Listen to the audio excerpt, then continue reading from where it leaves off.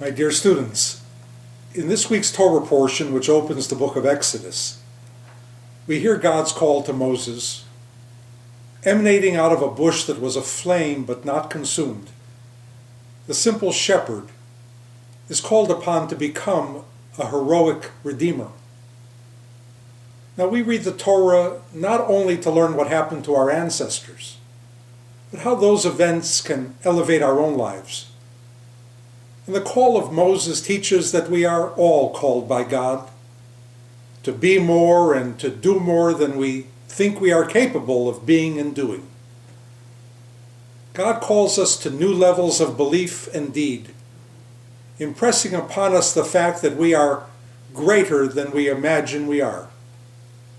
Each of us possesses a unique potential that no one else can fulfill. The story is told of Rabbi Zushia, who on his deathbed quaked in fear. His disciples asked him the source of his trembling, for they were sure their rabbi would be welcomed into heaven and granted eternal reward on account of his righteousness. Rabbi Zushia answered that he was afraid of a question that would be put to him as he sought admittance into paradise. That question, he said, will not be, Zushia, why were you not as great as Abraham? I will answer that I was not blessed with the charisma of Abraham. And that question will not be, Zushia, why were you not as great as Moses? I will answer that I was not endowed with the capacity to lead a people to freedom. And that question will not be, Zushia, why were you not as great as Maimonides?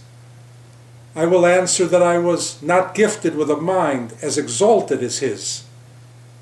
The question that I fear is, Zushia, why were you not as great as Zushia? Shakespeare said, we know what we are, but not what we may be. We are not as great as each of us can be, should be, and must be. Why are we content with who we are, satisfied with what we are, and comfortable with where we are? Are there no more mountains of the Spirit to scale? Can't our character be developed? Can't our natures be refined? Can't we become all that we were intended to be?